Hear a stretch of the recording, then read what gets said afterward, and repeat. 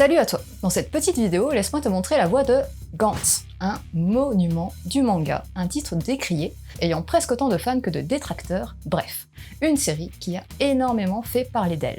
Avec 37 tomes au compteur, la série s'avère riche en surprises et aura su jusqu'au bout jouer avec nos nerfs, pour le pire parfois, mais souvent pour le meilleur.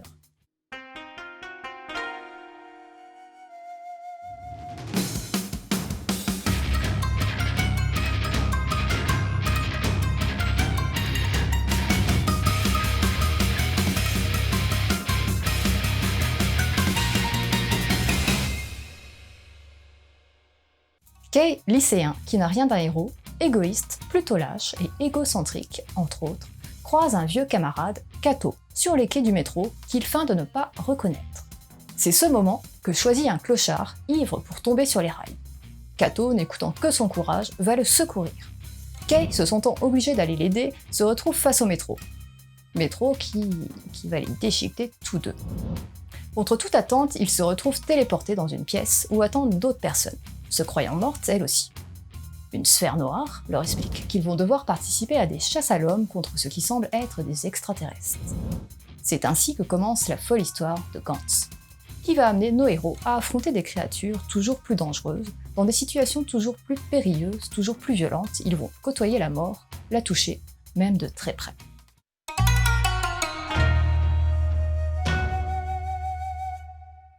Pour ceux qui ne connaissent pas, ce résumé peut sembler flou.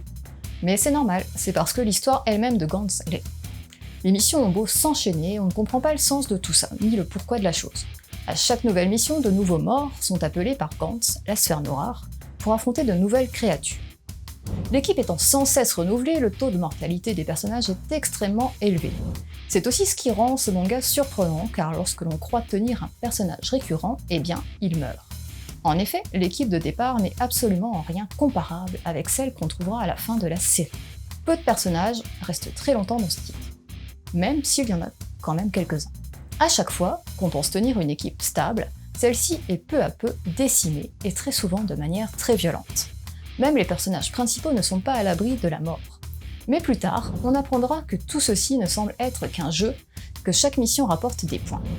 Une fois obtenu le score de 100 points, 3 choix s'offrent alors aux gangsters. Être libéré du jeu, obtenir une arme plus puissante ou ramener un ancien participant à la vie. Dans ces conditions, toutes les règles sont remises en cause, car la mort n'est pas forcément définitive.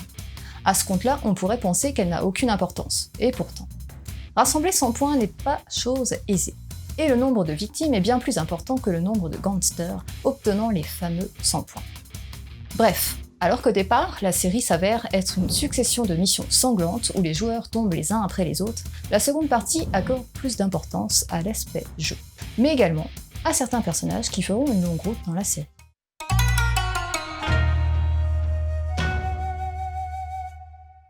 Graphiquement, Gantz est magnifique, avec beaucoup de retouches informatiques. Par contre, ce n'est pas un manga à mettre entre toutes les mains. C'est souvent très violent, il y a beaucoup de scènes de fesses, trop, ça casse un peu l'histoire, mais Kei est un obsédé. On apprend très vite à s'attacher à cet égoïste de Kei, qui en fait ressemble beaucoup plus aux pauvres mortels torturés et se posant des questions concrètes sur leur vie, que l'habituel héros de manga maniant sabre, shuriken et pouvant allonger ses bras. Kei, c'est moi, ou bien toi, ouais, toi là-bas, qui me regarde. Si ce n'est pas Kei, alors c'est Kato, ou Izumi, ou un autre.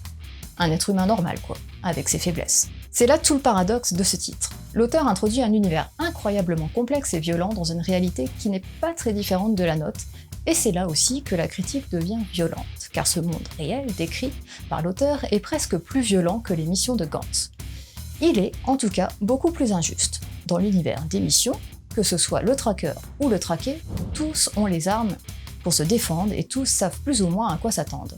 Alors que dans le monde réel, l'auteur décrit ses concitoyens comme des êtres cruels et égoïstes, qui regardent mourir les gens sans broncher, qui tuent sans scrupule, qui violent à tour de bras, pas très flatteur pour les Japonais. Si c'est avant tout un titre d'action, prenant et passionnant, Gantz est aussi une critique acerbe de la société et de ses travers. L'égoïsme, la lâcheté, dissimulée derrière l'anonymat. L'auteur se lâche et s'avère assez cinglant.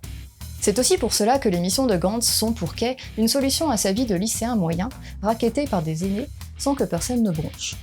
Dans le monde de Gantz, il est puissant et peut évacuer toute la pression qu'il accumule. Mais parallèlement, c'est aussi là qu'il va apprendre la valeur de sa vie, de la sienne, mais surtout celle des autres. Et va devenir altruiste, pour au final être prêt à se sacrifier pour les autres. Gantz est donc un titre remarquable, très prenant, doté d'un scénario vraiment original qui réserve plein de surprises. Mais parfois un peu dur, gore et gratuit. Le plus gros défaut de Gantz est que bien souvent il s'avère terriblement frustrant. La série pose de nombreuses questions et soit elle y répond tard, soit elle n'y répond pas du tout. Il faut accepter cet état de fait. Comme à son habitude, Tonkam a encore fait du très bon travail et propose des volumes de qualité en respectant l'œuvre originale. Même les couvertures de Gantz sont originales et intrigantes. Voilà un ovni dans l'univers assez codifié du manga, un titre bien étrange qu'il faut à tout prix essayer.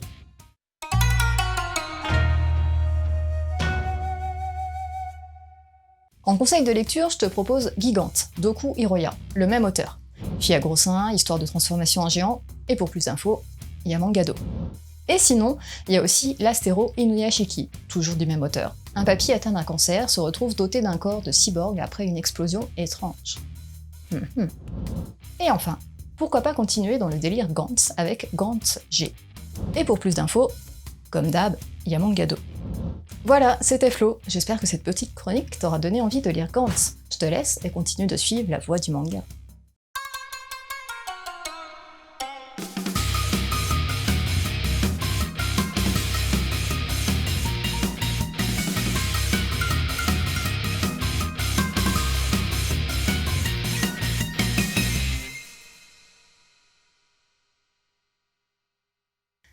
Le latex paraît que c'est très moulant, comme si t'étais à poil.